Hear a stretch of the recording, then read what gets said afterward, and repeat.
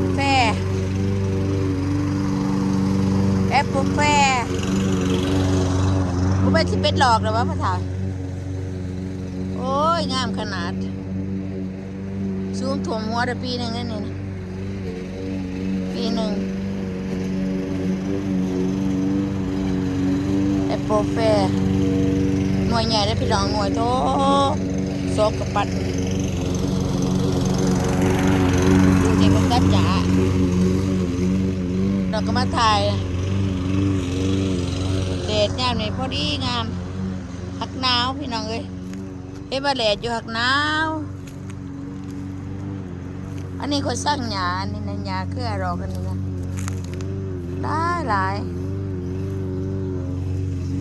สาวนี้บอกว่าตัดตัวนี้นะวืดตัดหญ้า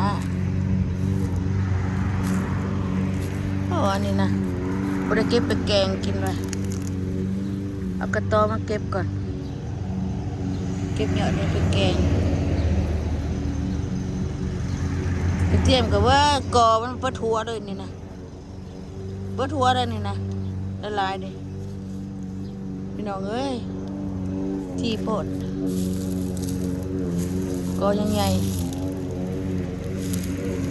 พักเป็ดอันนี้พักเป็ดพวกนี้ทั้งหนองมันกอใหญ่บ่กอใหญ่ขนอยบงได้อยู่นอกนะขนอยบงให้มันห่างมันหัวใหญ่บงเอาในมันในผักกาดน่ะในกระเทียมน่ะดอกกระเทียมพระเท่าจะบ่เก็บอันนี้ไปกินป่ะไปแกงบ่มีแนวแกงบ่เฮาเก็บไปกินทีนึงด่ะเก็บไปแกงกินน่ะแกงแซนปานนี้ดิเบิ่งแน่อันมะเกรบเคยแห้วได้อค่ะมันเป็นหยังวะอันมันหนาวน่ะนะประเด็นจะว่ามันสิอันนั้นนะมันยังหนาวอยู่ปลูกยังบ่ทันได้ยังหนาวอยู่ปลายเดือน4พุ่นน่ะเดือน5ว่าพุ่นน่ะปลูกแต่กระเทียมพี่น้องเอ้ยเป็นกอเนี่ยพักแป้นอันนี้นี่คุดจะได้กระโบเบิดพักแป้นก็ได้ลายดี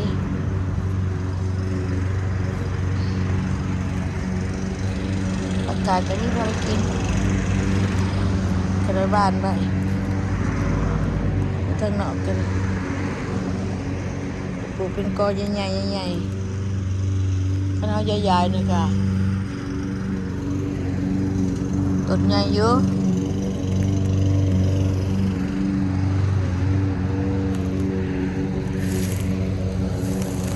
ถ้าได้ปลูกยังน้องได้ประกาศก่อน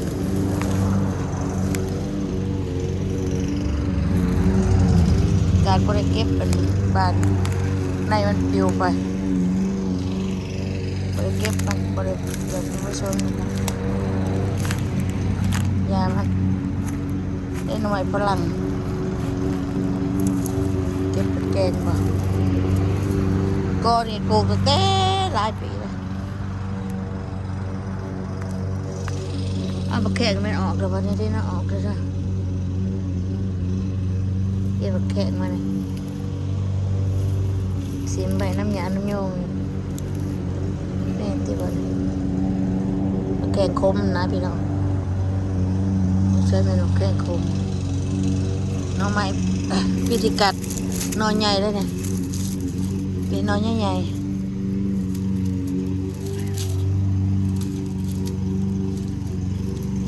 เก็บเป็ดกินได้เชื่อแต่ตูนจะเก็บเป็ดปีกกินมันกระเรียบคนนะนี่มันดาวมากขึ้นนี่กระเรียบขาวก็กระเรียบดำก็กระเรียบเขียว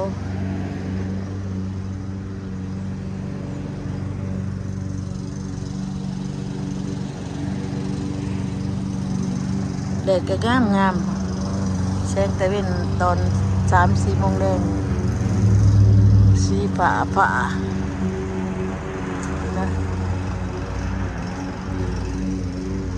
แอปเปิลนี่แอปเปิลหวานนะพี่น้องแต่ว่าปลูกหน่วยใหญ่หวานหวานแต่ว่าปลูกกลางเดินโปดคือบอกปลูกน้องๆนั่นเอง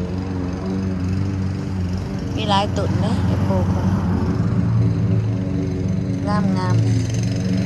พี่นาก็ได้เป็นหมาได้นี่พี่มาก็เป็นบาน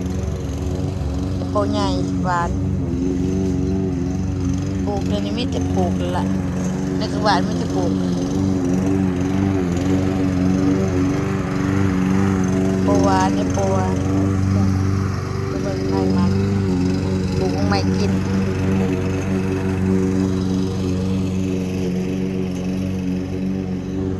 อันนี้ก็ต้นใหญ่จักสิจับบ่จับหมากบ่เห็นนะ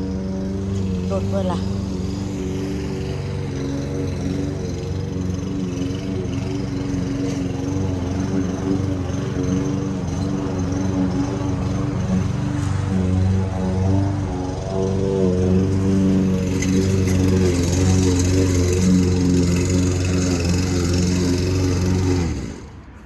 ถ่ายนอกก่อนไปนอกก่อนไปนอกก่อน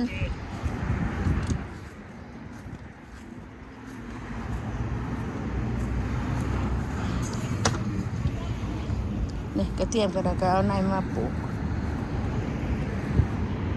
เอาตัวนี้เหยียบได้เลยนะเป็นเหยียบ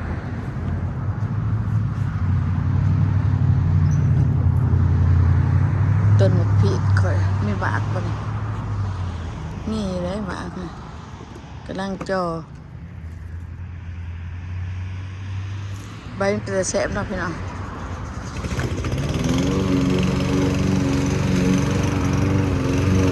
ดอกหลายๆเขาเว้นหน่วยละ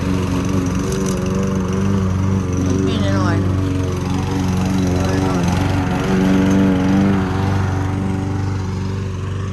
บางต้นนี่ปีกายนั้นได้หลายตัดงานโอ้มันถิ่มเลยติดบ่มันตายได้งานนี่บอกตู้นี่ตัดออกก่อน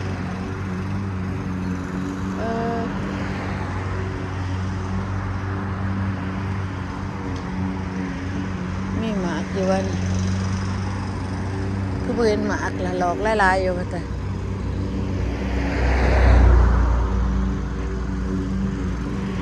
ได้ก็มีหมาคนใช้มีหมาเด้เนี่ย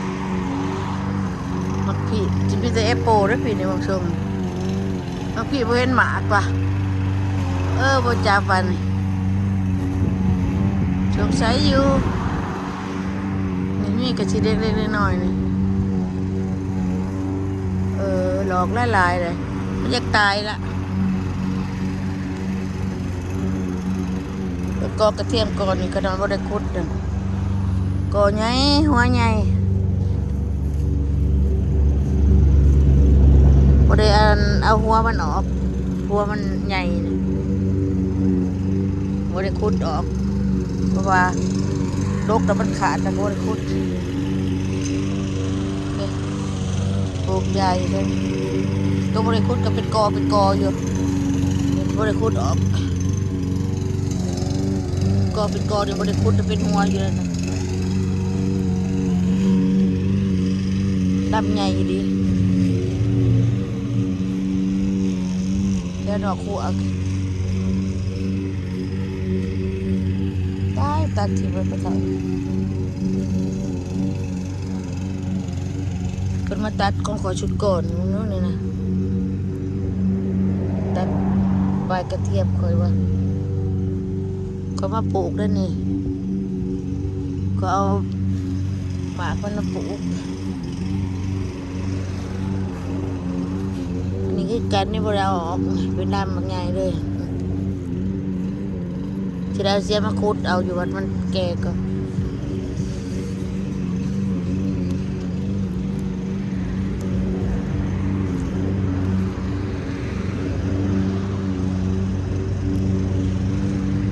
บ้านไว้ปลูกไว้บ้านไว้กระดกตัวไว้บอกปลาไว้นะแต่ว่าใหญ่ผักข้าวทอง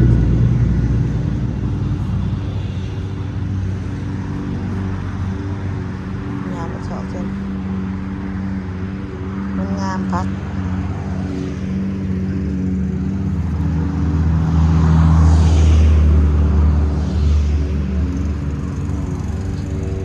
ผักกระทองมันออกมานี่มันยังหนาวอยู่มันก็เป็นอย่างนี้เลยทางในกันมันหนาวก็เลยเป็นแบบนี้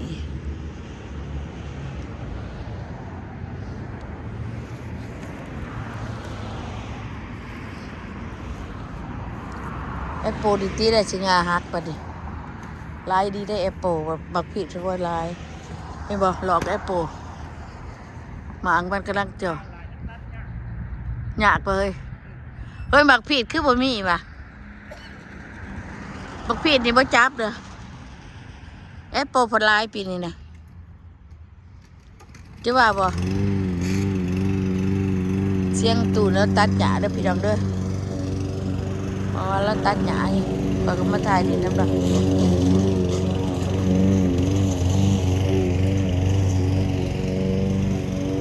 แค่พี่น้องบักผิดคอยสิบ่จับหลายปีนี้ก็สิมีอยู่บ่หลายพวกมันก็บ่หลายเด้เห็น2-3หน่วยได้สิจับหรือบ่มันก็โปรผลหลายนี่บักผิดนี่ก็มีหน่วยเดียวแต่ดอกลายพี่นี่บักผิดบ่จับเด้อนี่เด้3-4หน่วยในงานนี้ดอกลายอยู่คือบ่จับอ่ะบ่รู้มันสิมีส่ำใด